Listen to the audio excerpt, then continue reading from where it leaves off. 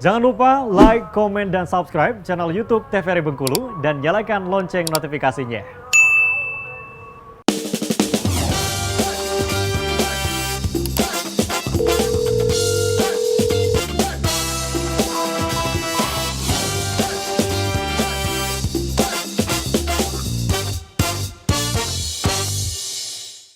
Sahabat sehat, terima kasih Anda masih bersama kami dalam Dokter Kito bersama Kita Sehat. Kali ini kita membahas mengenai pneumonia atau yang biasa disebut nih paru-paru basah kalau kita bilang ya. Nah, kita lanjutkan lagi ya pemirsa, ini bersama dengan Dokter Wenti. Silakan dokter.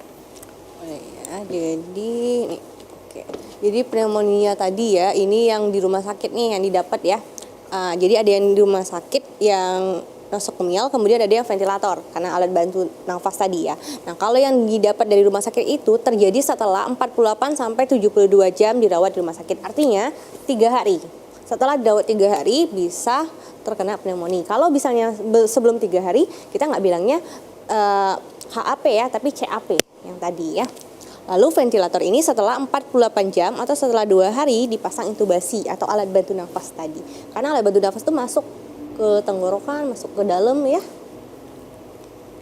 Oke, nah lanjut nih. Diagnosis pneumonia nosokomial. Jadi menurut CDC ini terjadi setelah 48 jam yang tadi ya dirawat di rumah sakit dan menyingkirkan semua infeksi yang inkubasinya terjadi pada waktu di rumah sakit. Ya, lalu fototoraksnya terdapat infiltrat baru atau progresif. Jadi kalau kita lihat nih awal masuk rumah sakit itu pasti ada di ronsen ya. Iya. Jadi kan dia masuknya karena sesak biasanya kan. Kita lihat nih hari pertama awal masuk kayak gini nih bentuk ronsennya misalnya. Setelah 48 jam atau 72 jam kita bandingkan. Oh ternyata bertambah parah nih, bertambah ada konsolidasi atau ada infiltrat baru.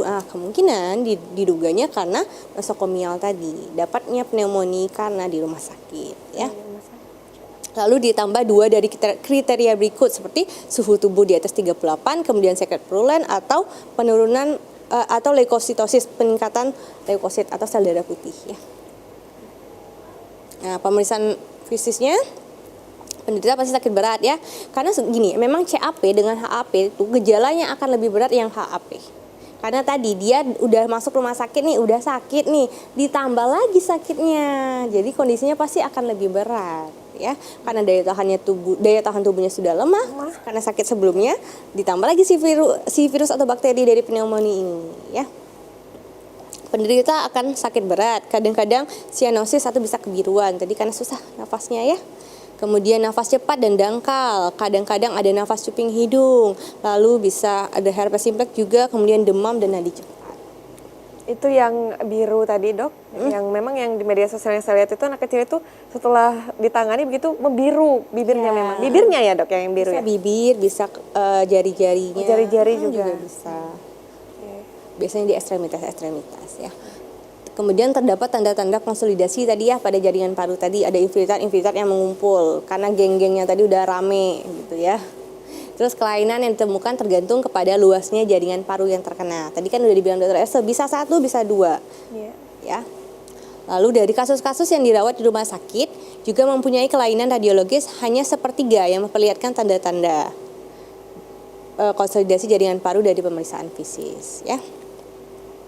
Nah ini tadi kurang lebih ya, nih konsolidasi tadi harusnya normalnya seperti yang kiri ya, hitam semua, harusnya berisi udara ya. Kemudian dia jadi putih ini bukan berarti sehat, putih ini berarti udara tadi digantikan oleh cairan. Baik nanah maupun air ya. Pokoknya itulah ya, kurang lebih seperti inilah gambarannya ya. Dia kalau misalnya sembuh cairannya tuh keluar lewat apa dok bahasanya tuh? Oh kalau iya cairannya udah banyak banget, itu udah sampai setengah, itu harus ditarik. Ditarik berarti ya? Harus dikeluarkan. Nggak, kalau misalnya masih sedikit tipis dia bisa masih dengan obat-obatan saja bisa. Tapi kalau sudah banyak yang sudah maksimal atau yang masif kita bilangnya itu nggak bisa lagi, itu harus dikeluarkan. Masuknya penanganan pengobatan berarti ya? Nanti dokter parunya akan mengeluarkan, ada namanya. Jadi namanya efusi pleura nanti karena sudah terisi oleh cairan. Adapun kelainan fisik yang mungkin ditemukan, bagian yang sakit akan tertinggal dalam pernapasan. Jadi karena tadi misalnya kan yang kena sebelah kanan nih, maka ketika napas dia nggak barengan karena yang kanan ini susah ngembangnya karena ada cairan tadi. Oh, nggak barengan.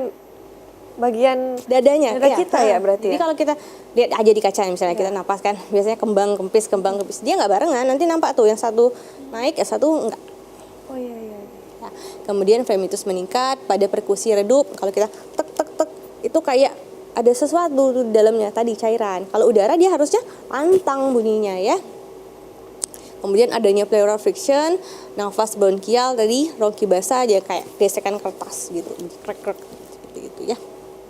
Lalu kriteria perawatan intensif antara lain paling sedikit 1 dari 2 gejala minor tertentu ya. Terus yang membutuhkan ventilasi mekanik atau membutuhkan vasopresor lebih dari 4 jam. Ya. Lalu atau 2 dari 3 gejala minor tertentu.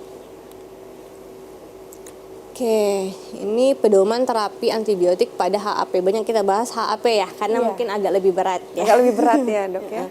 Jadi mampu mencakup minimal 90% kuman patogen ya, diberikan secara intravena jelas karena dia sudah di rumah sakit. Kemudian diberi kombinasi antibiotik. Nah, jadi tergantung tadi ya, bisa dikombinasi, tidak hanya 1 antibiotik tapi bisa 2 mungkin atau lebih ya. Kemudian jangan mengganti antibiotik sebelum 72 jam kecuali keadaan klinis memburuk. Kenapa? Kan kita masih lihat cara kerjanya juga ya. Oke. Penggantian antibiotik berdasarkan data mikrobial dan uji kepekaan. Jadi memang harus ada ujinya dulu. Ya nggak asal-asal dokternya nentuin pengen ganti ini deh gitu kan. Nggak ya. Berarti Jadi memang harus bertahap iya, ya dok benar sekali. Makanya semua pengobatan itu nggak ada yang instan. Misalnya baru berobat sehari udah merasa pengen sembuh, nggak. Biasanya memang bertahap. Butuh mental sabar juga ya dok ya. Iya, Berarti ya. benar. Apalagi kalau kasusnya sudah berat seperti pneumonia, apalagi yang sudah dirawat di ICU. ICU itu udah yang paling parah ya. Artinya kita harus banyak berdoa ya, karena tetap yang memegang semuanya adalah Tuhan ya. Tuhan. Oke. Jadi ini pentingnya untuk antibiotik yang adekuat. Kenapa dibahas tadi antibiotik terus ya? Karena memang pneumonia itu obatnya antibiotik dan antibiotiknya harus cepat dan tepat atau harus adekuat. Kenapa? Karena bisa menurunkan angka kematian ya. Lalu bisa menurunkan resiko, bisa menurunkan lama waktunya di ICU.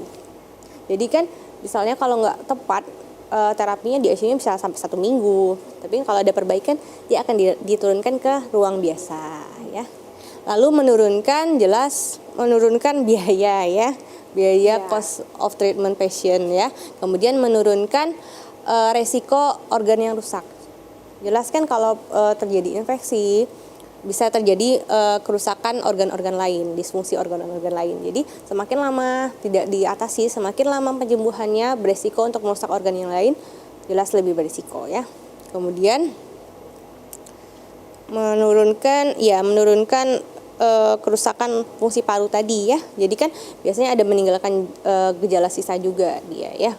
Karena infeksi paru yang sudah kronis, yang udah agak lama terus sudah parah pasti tidak bisa akan sembuh 100%. Seperti awal belum Benar kena ya dok sekali. ya. Karena kan nggak mungkin kita ganti paru-parunya kan dengan yang baru ya. Iya juga dok.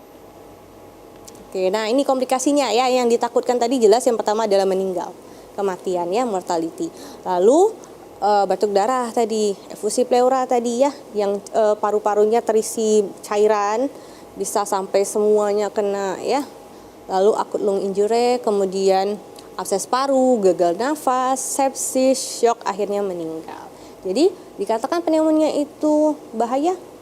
Ya, bahaya. Bahaya ya dok ya. Maka penanganannya harus cepat dan tepat ya.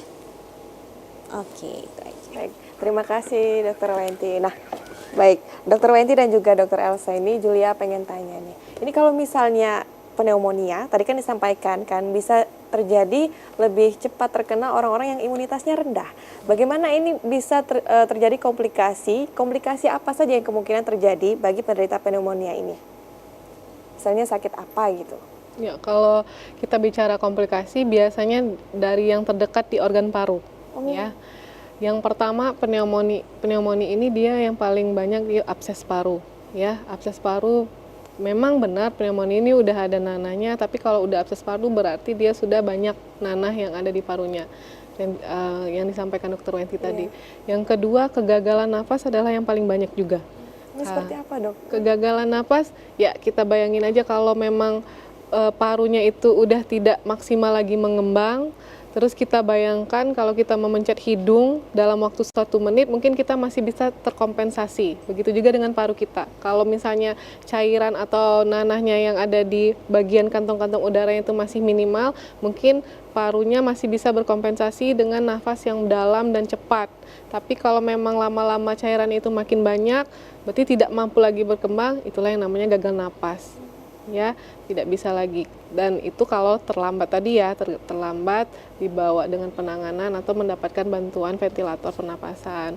Komplikasi berikutnya banyak lagi lah, yang paling cairan tadi efisupleora ya, karena memang seperti yang sampaikan Dokter Wenti, kalau udah cairannya itu udah banyak dan masih, memang harus dikeluarkan. Keluarkannya itu seperti jarum, dimasukkan ke dalam, nanti akan ditarik cairannya itu keluar. Nah, nanti akan ada 2, memang cairan yang dapat atau nanah yang dapat. Nanti setelah dapat lokasi yang tepat, nanti akan dialirkan.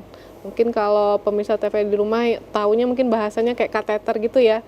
Jadi kalau udah disuntik, terus pas disedot, istilahnya itu ya, disedot menggunakan jarum yang gede lah, bukan yang seperti injek-injek biasanya.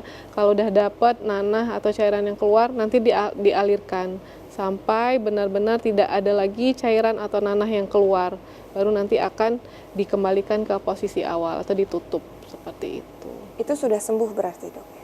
Belum bisa dipastikan sembuh melihat dari gejala dan pemeriksaan yang lain-lainnya. Biasanya memang pertama dilihat dari gejalanya ya, gejalanya sudah berkurang, terutama sesaknya sudah berkurang, tidak perlu dibantu dengan oksigen lagi, sudah bisa bernafas dengan baik, terus kulturnya sudah bagus, mungkin ada kultur evaluasi ya, kultur evaluasinya, terus nanti penggunaan antibiotiknya sudah tap off atau sudah pengurangan dosisnya dan lain sebagainya, baru bisa indikasi untuk pulang ke rumah atau tidak dirawat lagi.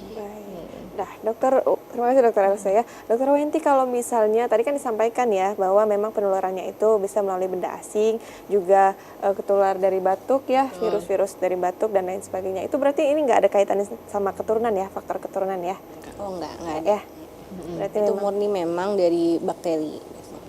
bakteri virus itu tadi ya.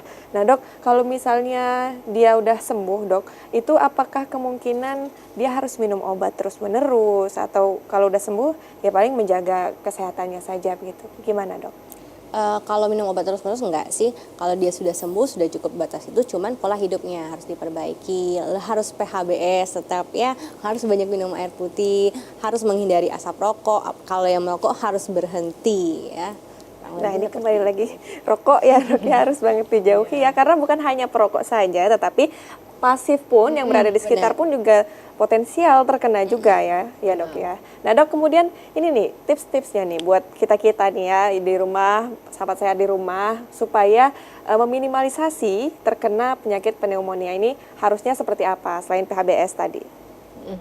Ya kalau kita bicara tips, sebenarnya sama kasusnya dengan penyakit-penyakit lain ya, menjaga pola hidup yang sehat, bersih, olahraga teratur, kelola stres ya. Cuman pesan saya ya, banyak memang kasus-kasus yang sekarang itu anak-anak yang papanya, ayahnya di rumah itu perokok, memang banyak. Ya, Dok, ya. Memang awal kasus yang terbanyak memang nggak pneumonia ya, tapi gejalanya mirip-mirip dengan pneumonia. Maksud saya jangan sampai pneumonia si anak ini, karena batuk pilek yang berulang itu pada anak-anak itu kasusnya sangat sering yang datang ke puskesmas. Setelah digali-gali tidak ada makanan yang micin-micin, tidak diberikan sama ibunya, bahkan selektif ya ibunya memberikan makanan MPASI dan sebagainya, hanya saja itu tadi kasus-kasusnya ayahnya atau papanya itu merokok di rumah. Jadi coba sekali lagi saya terus edukasi keluarganya, kalaupun memang tidak bisa berhenti, seyogyanya tidak merokok di dalam rumah atau di lingkungan rumah, mungkin hanya di lingkungan kantor. Bahkan asap rokok itu menempel di pakaian papanya atau ayahnya. Menempel? Iya. Dan itu potensialnya sama ya, sama, seperti asap terhirup. yang keluar langsung ya? Nanti kalau papanya sampai di rumah, nggak merokok di rumah, tapi pakaian yang dipakai di luar terindikasi dengan asap rokok, terus menggendong bayinya, anaknya, itu sama saja ya sama saja terhirup juga sama anaknya yang menempel dia. Jadi memang mandi dulu atau bajunya ditukar dulu baru menggendong anaknya seperti itu ya. Baik-baiknya sih berhenti merokok ya. Baik-baiknya seperti itu ya. Baik, terima kasih. Baik, terima kasih Dokter Wenti dan juga Dokter Elsa. Ini informasinya benar-benar sering terjadi ya. Jadi harus diketahui oleh semua pihak, termasuk Julia juga. Terima kasih ya dokter. Pemirsa, terima kasih atas perhatian Anda. Semoga informasi tadi menambah pengetahuan Anda. Akhirnya saya Julia Hartanti mewakili seluruh kerabat kerja petugas pamit undur diri. Terima kasih atas perhatian Anda. Sampai jumpa dan sehat selalu.